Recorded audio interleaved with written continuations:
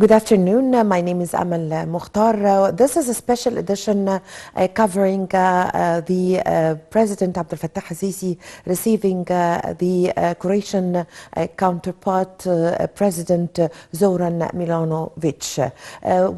Today President Abdel Fattah al-Sisi received Croatian President Zoran Milanovic on Saturday at Al Ittihadiyya Presidential Palace. The reception ceremony started with playing the national anthem of both countries and greeted by the guards of honors. President Abdel Fattah al-Sisi also held talks with the Croatian counterpart on bilateral relations and at the presidential palace.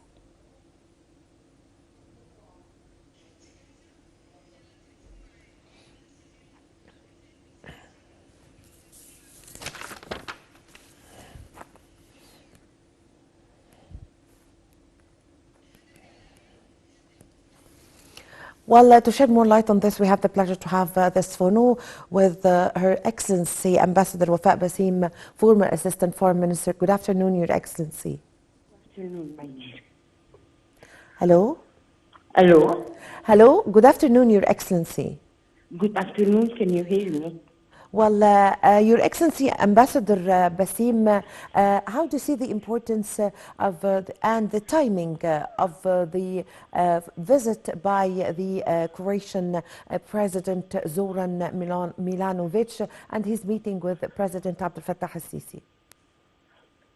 Well, the timing, if you want really to see the importance of the timing, we should see it in the context of the active diplomatic movement that is taking place in and around Egypt these days. Yesterday, and it falls within the determination of the Egyptian authorities and government to diversify its partners in dialogues as far as the issues and matters of common interest between Egypt and these countries, and also the issues that are of concern to the whole world. As far as Croatia is concerned, Croatia has very long-lasting relations even before it became independent from the foreign Federation of Yugoslavia. Let's not forget the role of the Croatian pilots in Suez Canal when we had the crisis of the nationalization, where they did not join in the boycott of the newly independent Canal Authority, and they were present there to help the Egyptian maintain the sailing and the circulation in the Suez Canal safely and effectively. Also, there are those, we have hosted almost 30,000 Croatian citizens during the Second World War, when they couldn't stay in their homes because of the war, and they came to Egypt to find safety and refuge. And this is where the president of Croatia started his visit, by visiting the remnants and the cemetery of the Croatian citizens in Suez. On the other hand, we have a lot of interest with Croatia, whether economic, commercial relations. We have a very good coordination at the level of the multilateral diplomacy in the UN and its specialized agencies. We find that Croatia, as well as other friendly countries, they represent a good advocate for the Egyptian concerns, cause, interests inside the European Union, where Croatia joined a few years ago, and also it became part of the EU euro currency zone starting 1st of March 2023. For all these reasons, we can consider the importance and we can look at the importance of the visit of His Excellency, the President of Croatia, to Egypt, and his meeting with His Excellency President El-Sisi this morning after a beautiful official ceremony that took place in Al-Ittihadiyya. Yes, Your Excellency, Ambassador Basim, you've just mentioned now concerning the 30,000 Croatians that were living here in Egypt during the World War II, and also the President Zoran Milanovic, during his talks with President Abdel Fattah al-Sisi, thanked Egypt for taking very good care of also the graves of the Croatians in the Suez Governorate. Would you shed more light on this? Because many Croatians come and visit their relatives here in Suez. Well, this is normal if you have had, especially the episode of World War II was a very painful episode. It was full of tragic deaths, tragic displacement of persons. If you imagine, these people came from their own home in Europe, in Central Europe, to find refuge in Egypt at that time.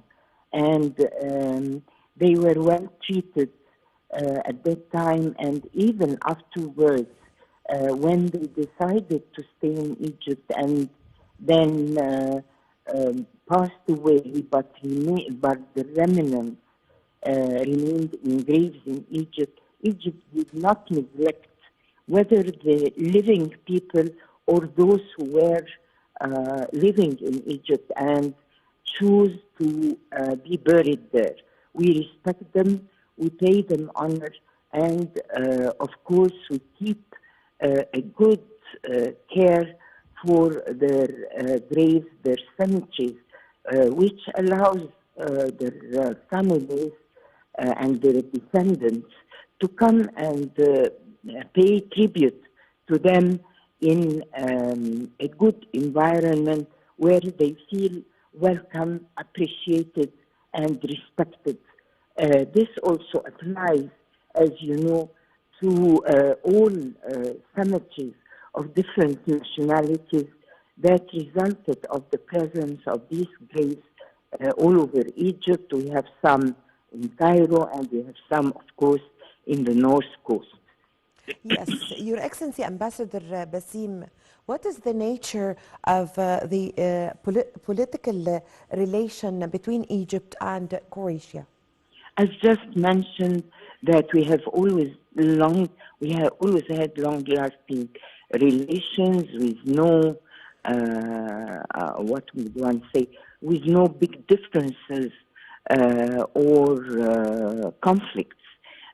We both work for instance, in the peacekeeping operations that are emanating from the United Nations. We do a lot of coordination at the level of the UN for the different important questions that are of interest to both countries as far as peace and security are concerned. We also coordinate in let's say, in treating issues, important issues such as peace and security in the Mediterranean. We also work and exchange views on the most important issues like the Ukrainian and the Ukrainian-Russian war, We do the same also for the Palestinian issues. We coordinate with Croatia within the EU, the European Union, when it comes to issue for our partnership with the European Union. I think we have a lot of points of common interest on which we work. Yes, Your Excellency Ambassador Basim, concerning the agreements that were that has been already signed between Egypt and Croatia, and also the memorandum of understandings that we are expecting that to be signed during this visit today by the Croatian president. Could you shed light on the agreements, please? Well, we have a lot of agreements as far as science and technology are concerned, cooperation in the field of industries, cooperation in the fields of agriculture, and we will see today what will come out also after the meeting with the two presidents. We have a joint commission that needs to take stake of the advancements of these agreements and how they have been implemented, how we can have a better performance as far as these agreements are concerned. Yes, Your Excellency Ambassador Basim, concerning the economic relations and the agreements in the field of economy, it comes in a time where the whole world is facing challenges on the economic side. What do we expect concerning the economic agreements to be signed today, and what are also the kinds of agreements we're expecting? You've mentioned some. Is there any? You mentioned, for example, the technology. What about the hydrogen and several agreements that Egypt has recently been signing and cooperating in this field with other countries? We will see how they will be implemented, how we will best use the Suez Canal free zone for having more investments, attracting investments to the country. We will, of course, make a very good use of the fact that Croatia has joined the Eurozone starting this year.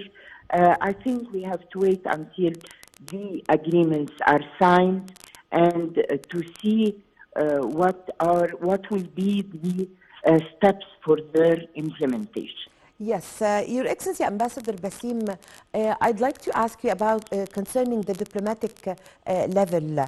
The Croatian President Zoran Milanovic is accompanied by the Croatian First Lady and a high-level delegation of ministers and high-ranking officials.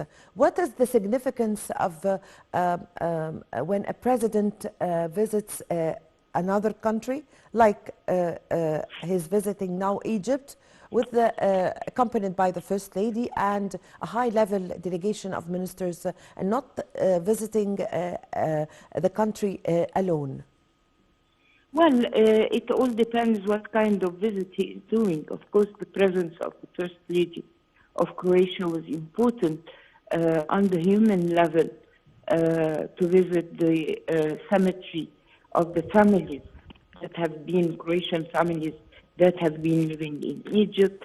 Of course, in this case, the president and the First Lady, they do have their meetings with their counterparts, which means the Egyptian president, His Excellency El-Sisi, and the First Lady.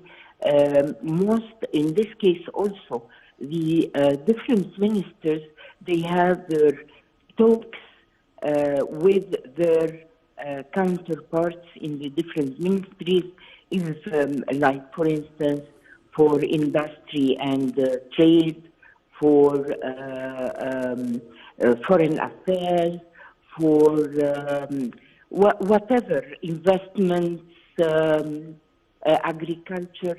It all depends on what are the issues, and usually they finalize, the ministers finalize during these meetings whatever agreements or memo of understanding that would be signed. Yes. So, what are we expecting in the future in the relations between Egypt and Croatia? As you've just mentioned, Your Excellency, that the two countries, Egypt and Croatia, has always been on good affairs and having always the same stance and the same point of view. Well, we expect more enhancement of the relations, more coordination at the international and regional level, and by regional I mean in the Euro-Mediterranean zone. Also there are all issues of international peace and security.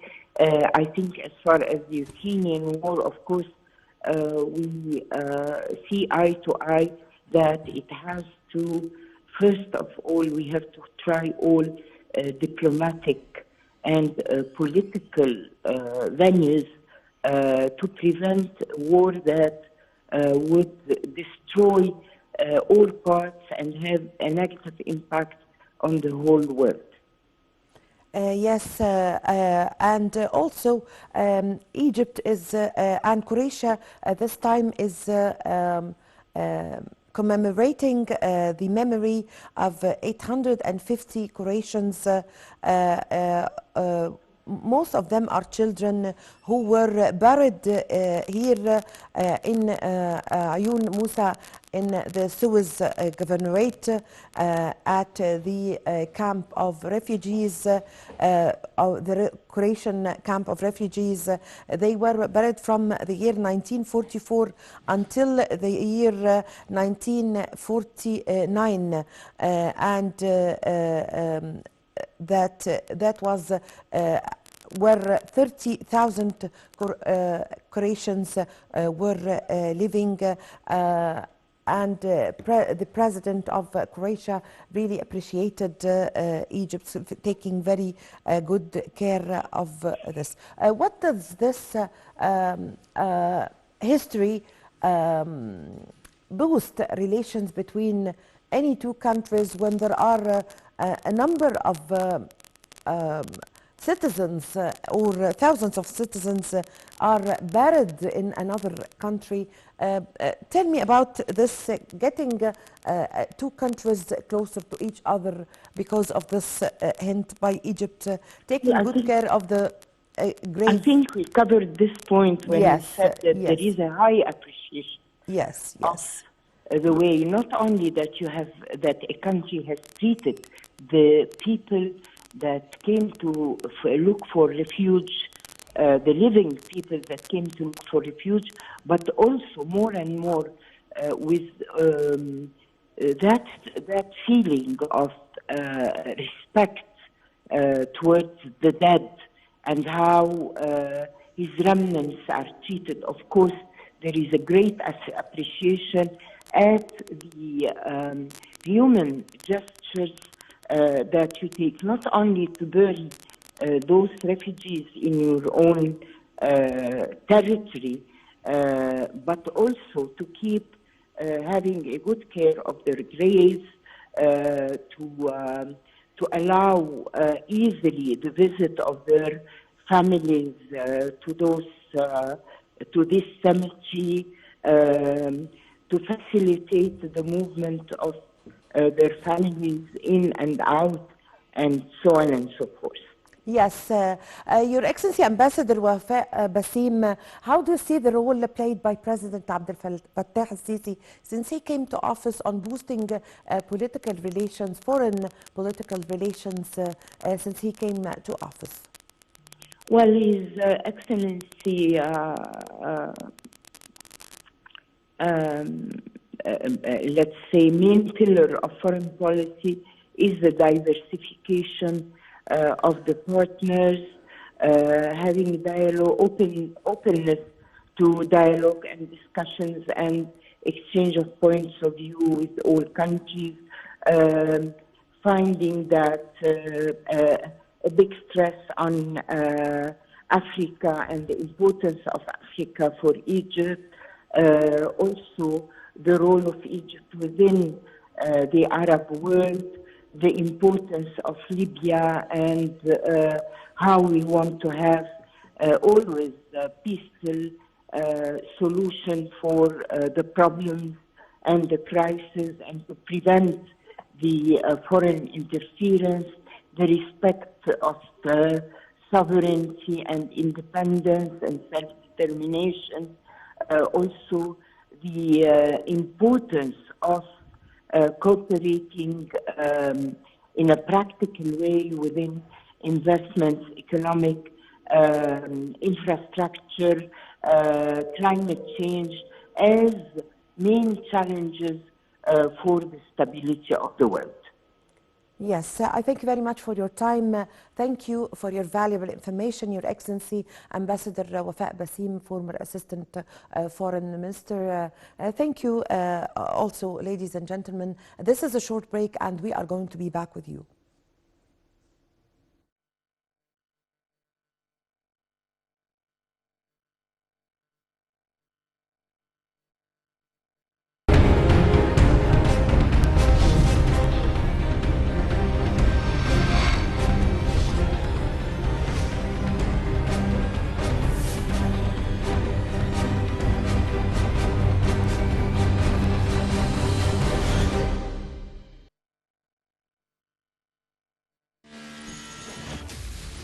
Egypt opens up to the world. President Abdel Fattah al-Sisi meets with world leaders. وأعبر لكم عن خالص الشكر والتقدير على حفاوة الاستقبال وكرم الضيافة. Reaffirming Egypt's vision, delivering our voice abroad.